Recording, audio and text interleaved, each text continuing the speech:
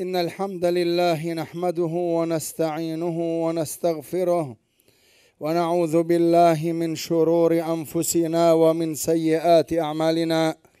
من يهده الله فلا مضل له ومن يضلل فلا هادي له، وأشهد أن لا إله إلا الله وحده لا شريك له، وأشهد أن محمدا عبده ورسوله. أما بعد، فإن أصدق الحديث كتاب الله تعالى، وخير الهدي هدي محمد صلى الله عليه وسلم، وشر الأمور محدثاتها، وكل محدثة بدعة، وكل بدعة ضلالة، وكل ضلالة في النار. يقول المولى جل في علاه: واتل عليهم نبأ ابني آدم بالحق إذ قربا قربانا فتقبل من أحدهما ولم يتقبل من الآخر قال لأقتلنك قال إنما يتقبل الله من المتقين. لئن بسطت إلي يدك لتقتلني ما أنا بباسط يدي إليك لأقتلك إني أخاف الله رب العالمين.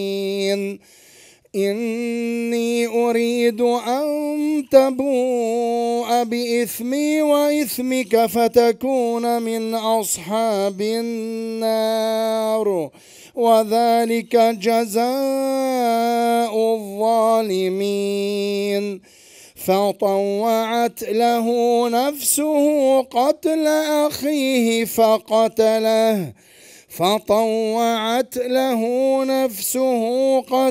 أخيه فقتله فأصبح من الخاسرين.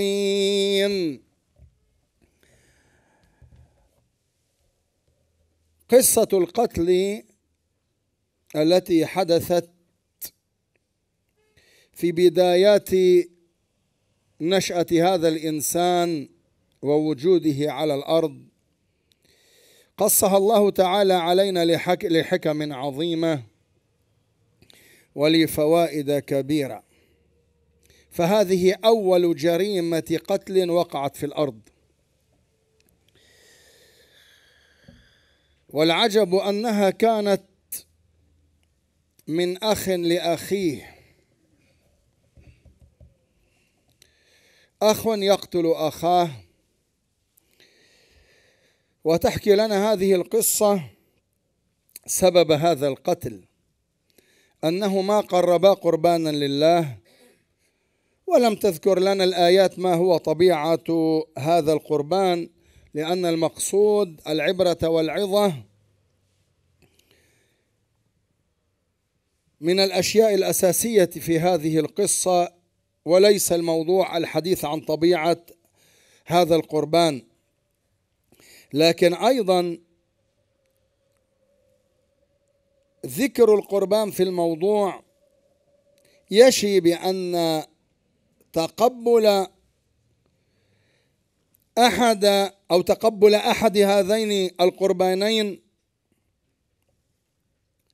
بسبب تقوى هذا المتقدم أو المقدم للقربان، ولهذا قال له إنما يتقبل الله من المتقين.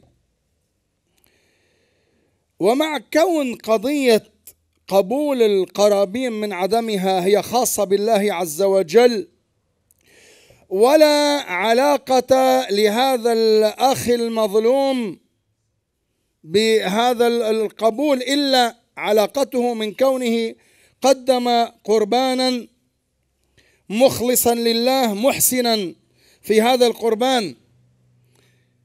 أما القبول فهو من الله، ورفض القربان الآخر بسبب نوايا هذا الإنسان وبسبب طبيعة ما قدم لله، والرفض من قبل الله، ولا علاقة لأخيه برفض هذا القربان وعدم قبوله، ومع ذلك حسد أخاه.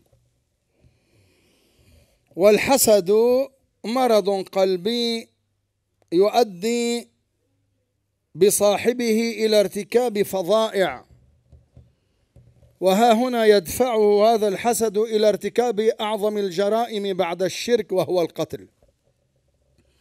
قال لأقتلنك. ما ذنب أخيك؟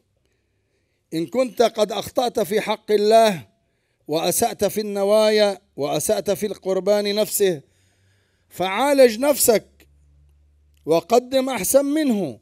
أما أن تنتقم من أخيك وهو لا يدان له في هذا الموضوع فتلك جريمة أخرى.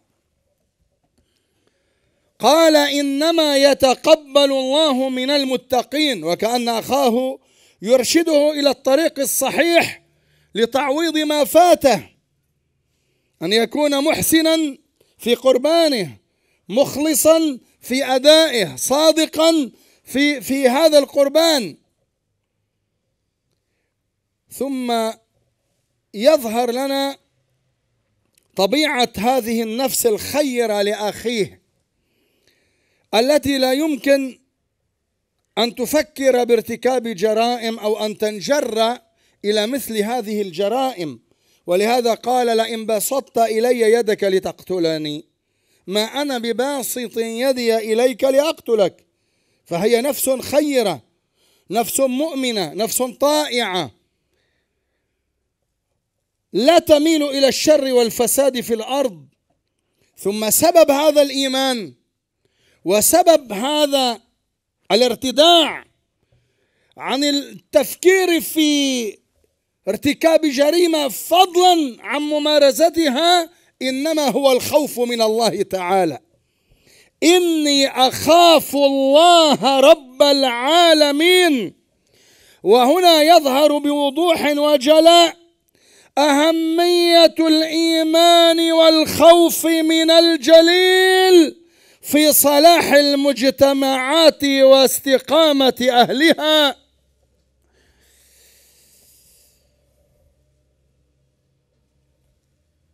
إني أريد أن تبوء بإثمي وإثمك فتكون من أصحاب النار. فمآل أصحاب الجرائم إلى النار، مآل الظلم والظالمين إلى النار. لكن النفس الأخرى نفس شريرة، نفس أنانية، لا تفكر إلا في تحقيق أهوائها وملذاتها ونزواتها. ولهذا سهلت على هذا الأخ قتل أخيه، فطوعت له نفسه قتل أخيه فقتله، فكانت النتيجة ماذا؟ فأصبح من الخاسرين. خسر نفسه حيث أوردها موارد الهلاك، خسر أخاه وصحبته وعونه، وخسر دنياه. فإن نفس القاتل لن تنعم بعد جريمتها بأدنى سعادة في هذه الدنيا، بل يبقى شبح تلك الجريمة يلاحق أهلها. يبقى شبح جريمة القتل يلاحق القتلة إلى أن يلفظوا أنفاسهم الأخيرة ليبوءوا بغضب الله وسخطه. فطوعت له نفسه قتل أخيه فقتله فأصبح من الخاسرين. القتل بغير حق هو طريق الخسران، أقرب الطرق إلى النار، طريق إلى سخط الله، طريق إلى بغض حتى الخلق. القاتل ممقوت من الخلق، ممقوت من الرب،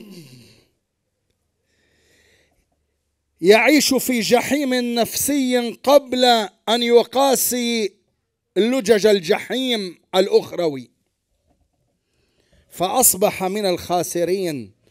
أما يكفينا إدراكا لحجم هذه الجريمة ولحجم المصيبة التي وقع فيها القاتل قوله تعالى: فأصبح من الخاسرين.